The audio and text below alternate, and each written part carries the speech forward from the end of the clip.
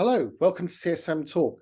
Today on Talk to Your Customer, we talk to a business leader whose SaaS providers give them a customer success team. And we ask them, how do they use that team to drive real tangible business results out of the subscription they subscribe to? Okay, got it? Good. Let's CSM Talk.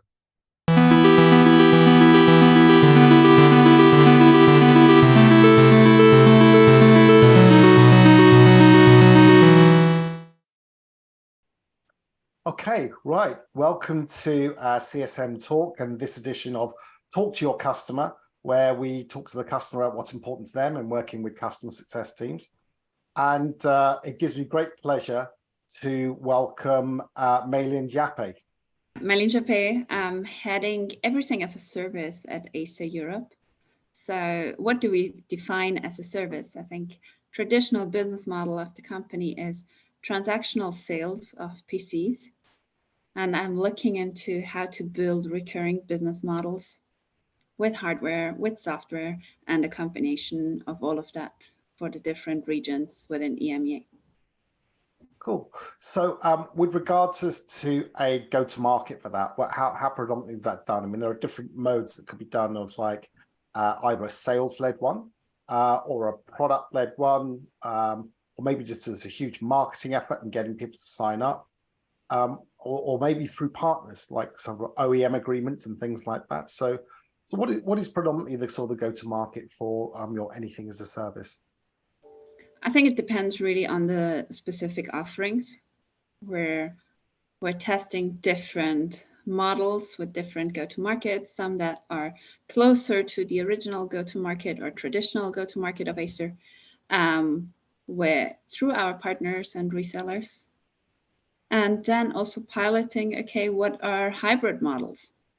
I think we can have a very clear go-to-market when we talk about traditional businesses, where it was like almost a clear value chain. But now when we talk about platforms, it's becoming, there's more interdependence between the partners and maybe reinforcing each other's and building up networks. So there's not only one value driver, but it's not only the product, there are partners, there are services to it. Maybe even something totally new services such as insurances that play in. So it's about bundling the offering and bringing it to the customer and really capturing his or her needs there. Do you find that there's any synergies that you could use with your partners in terms of, additive things, though, where they may not have there may be an offering you have that can go alongside what they do, which makes them more competitive in the market? Yeah, I think it's really about, okay, what can everyone bring to the table and what are the needs of the customer? And then to look for what kind of pieces, Lego bricks do we need actually to build that solution for a customer? And that can be partially directly from ACER, but a lot of the services, of course, are also coming from partners. Is your customer base predominantly B2B, or is there an element of B2C, or what is the predominant motion there? No, we're really only looking into B2B at the moment. We're looking at this idea of the rule of 40. So if I look at the new business acquisition or churn or expanding what you have on your customers, so upsell and expansion, or profitability, which of those key levers are sort of the main focus for you at this stage in your development? Yeah, I believe it's almost like a new business or a startup within a corporate. So it's really about new customers. And with that, understanding customer needs. And then as a second step, of course, understanding upsell and cross-sell into the accounts. On churn and retention, that will be one of the next steps. But at the moment, really, the focus is net new customers. Okay, cool. So all your routes to markets for net new customers, be they through partners or be they directly, maybe in some regions, they're the real main focus. Yeah. And that acquisition motion is led by sales. Are they typically sales engagements? Yes. It also depends on the customer size and customer segment. Typically, bigger customers have more specific needs, so you need to have tailor-made solutions. And then maybe some smaller customers also are happy with very off-the-shelf solutions that they can build themselves. Bigger engagements, which are more enterprise-wide type deals, will be led by sales. Yes. Cool. Okay. So so that's your go-to-market motion. We've talked a little about what is important to you in the business, and it's growth. Still, growth is the big driver for you. How do you help partner with your customer success teams to make sure they're totally aligned with your strategic objectives?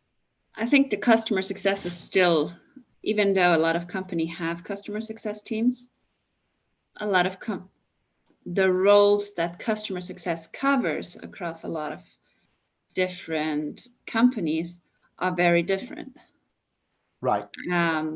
Some of them are maybe customer success is almost like a elevated support.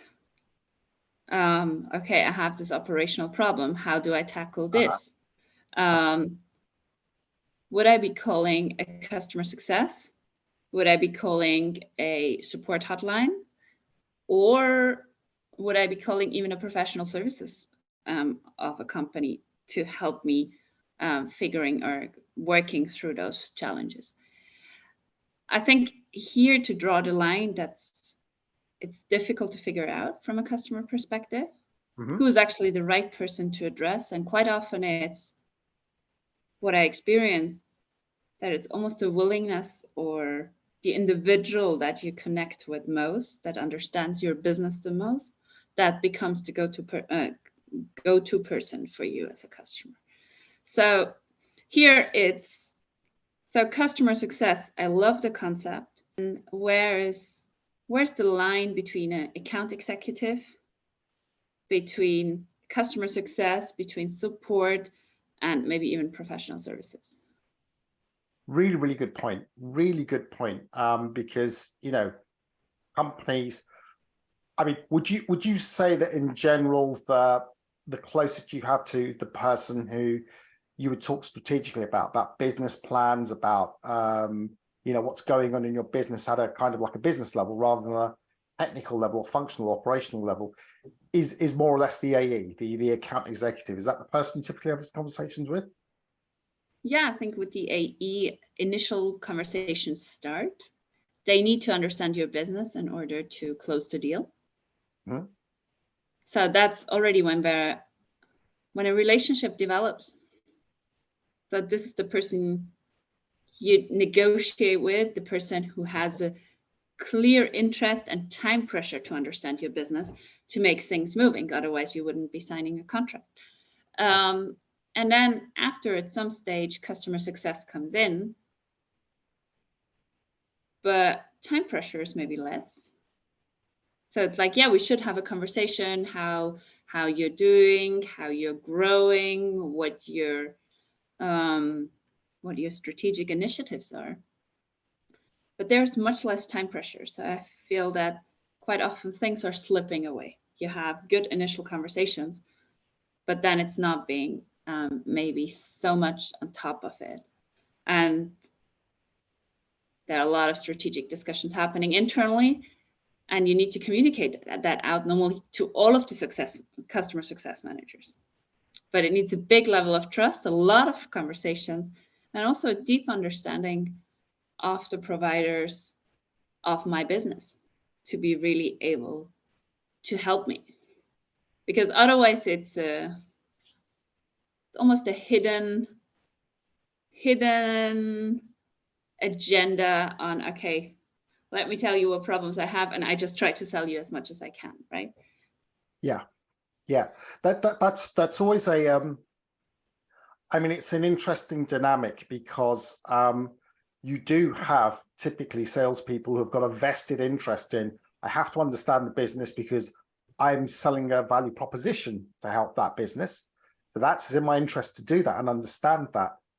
But when the deal closes and they've done that, it's where does that value proposition that was sold to you get handed over to somebody else who goes, well, okay, when you bought this piece of, let's say, marketing software or whatever, they said they would do this. And now we want to take that value proposition, put it in a plan for you and say, you were sold this value you were going to get, forget the technology. Here's the plan we're going to put in place in terms of how it's configured, how it's run, some decisions you're going to make in running it. That's going to make you see that value realization at the end of it. So, you know, go ahead. Question, would you then even see already like a project implementation led by a customer success and executed by a professional services? This depends on the, I think it totally depends on the type of software you've got. If you look at some organizations, they would say things like, we have an onboarding thing. And a good example of that is something like payments. So payment service providers will say, we have an onboarding team, which, you know, gets you hooked up, gets you configured, makes sure all the things are sort of plugged in and you up and go. And then you move into, their customer success team that says, okay, now it's up and running. How do we optimize? And these kind of things. So I've seen that sometimes fall underneath the remit of customer success, the onboarding side, where it's a very simple get up and running type engagement. Now, if you look at something like a Salesforce implementation or an ERP implementation or something like that, that has a dedicated services team that comes in and says, you know, there's quite a bit of a lift here on bringing data in, on configuration settings and things. And once that gets handed over, once that gets done, then typically you're handed over and saying, right, we've built, we've configured, it's live. Now customer success should come in and say, it's up and running. You were sold a value proposition when you signed. 3 months in, how's the needle turned against that value proposition? Is it seeing the value you should be getting against what you said you bought it for? So they're the two types of different engagements you have. And with a, you know, when it's been implemented, they move on to the next thing that they've got to do, right? But in your engagement with the customer success manager, there may be things you want to optimize.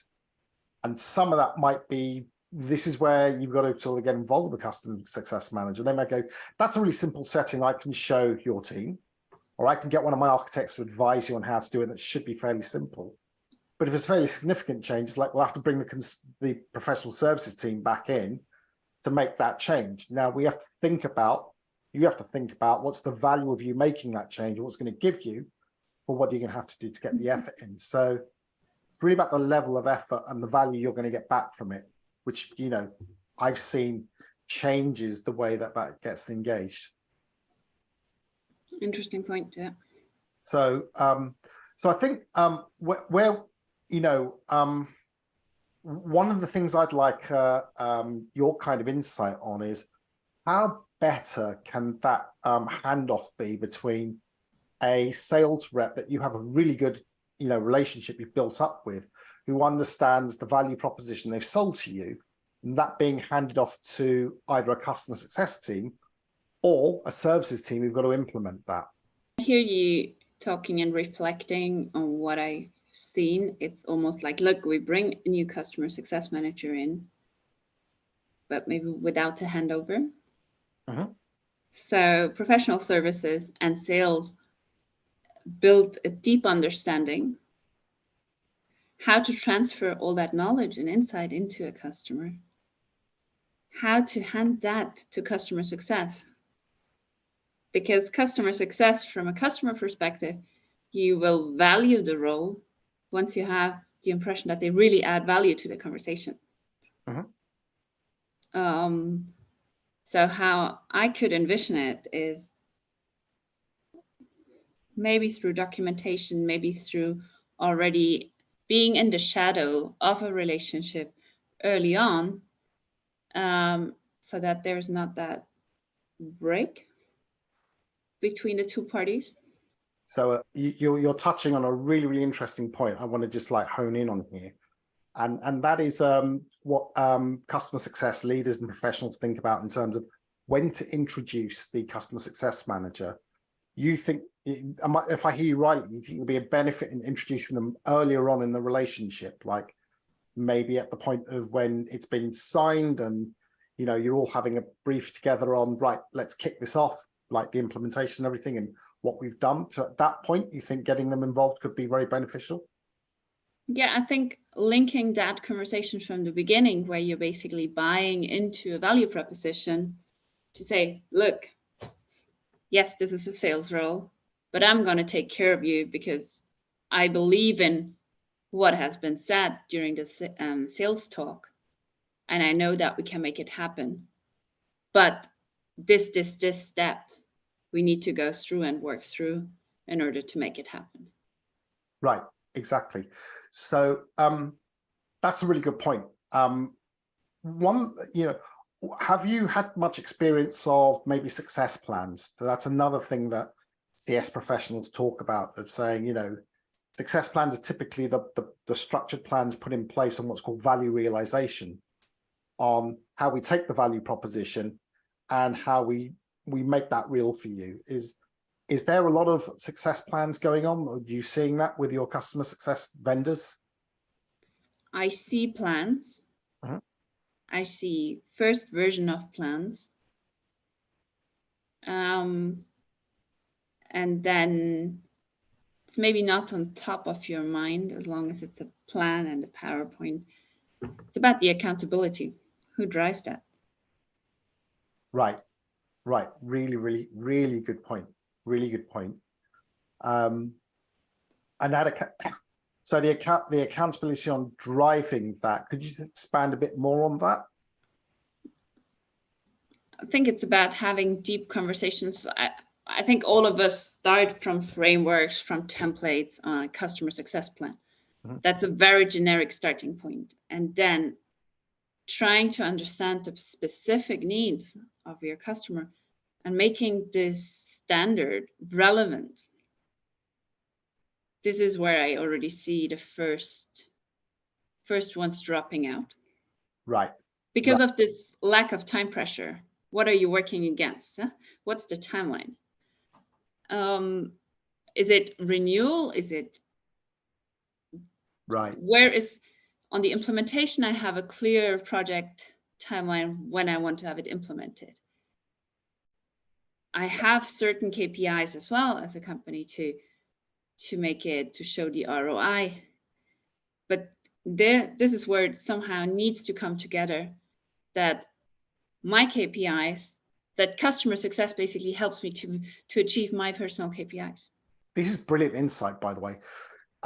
So, we have a model whereby we potentially we bring in a customer success manager earlier so that they get the understanding when everybody's talking about what your business needs are, and strategically, the AE, professional service people, yourselves, so bring them in to get them warmed up there and attuned to what really they need to deliver. But then when they kind of take over from the professional services people in your live, it's really being aligned with your KPIs and having them time bound, which is really, really important as well. So perhaps looking at, as an idea, maybe saying, well, if you had an ROI business case, right, which got you signing off the purchase of a piece of software, like a marketing software or something, and that ROI was time bounded, we are going to get this much back in revenue over this period of time. That time bound, if that was tied into the limits of the success plan that came to you, do you think that would help maybe put a bit of more impetus in the driving of that plan? Yeah, I think it could. At one point that I think sometimes comes up on if a customer success is really, really aligned, is it a service that comes for free with the software? Or if it's excellent customer success, would a customer even be willing to pay for that? Really great question. It is. That's a really, really good point, because you're coming to the point of you're actually touching upon a big debate that goes on within the customer success community, right? Of, does a customer pay for customer success? Now, I know in some organizations where you've got onboarding and things like that, people pay for customer success because there is a value-driven outcome which a customer success manager, if paid for and put on it, accelerates for a customer. There's two paths. There's one which says, here's some community-led stuff, and here's some resources we can give you, and your teams can go and look at this. But we know if we put our customer success manager on there with their experience from other customers, they'll accelerate that. Now, is that a service you're willing to pay for? That is a proposition out there that some organizations do. Whereas others see that as being as part of your subscription. So it is something that is baked into your subscription, and in fact is sometimes used as a selling tool to close business. So this idea of having a customer success manager to take what is important to you and drive ROI, put a plan in place and accelerate you getting there, is what you get if you sign with us. We're not charging for it, but it is something which is meant to be a value add, which helps us win the business with you. So those are the two different sort of schools of thoughts on that. What I could see, I would be, as a customer, if a customer success said, or in the initial conversations with an AE, let's say this is the sum X for software,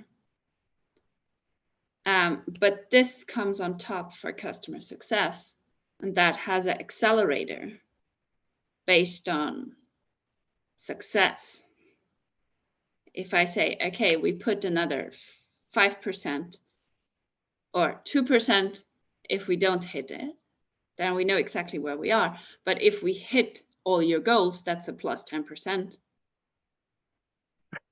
Then I would know that the software vendor makes more money if I'm successful. Oh, this is really intriguing, right? This is really intriguing, right? Because I like this idea. It's a very intriguing one, because what it's saying is like, okay, as the customer, if we really want to talk about you delivering value to me, let's put some, I'm prepared to pay for this, right? Let's formalize. Yeah, and maybe the software itself, the subscription itself has then a lower value, or it's the total sum is the same. But as a customer, I say, okay, he really needs to understand my business in order to help me drive that. It's almost a profit sharing. Yeah, absolutely. So yeah, we will pay for this if it hits these KPIs and makes me successful. Here's what will make me successful. And if you hit them and we agree on them, then this is what we pay on it.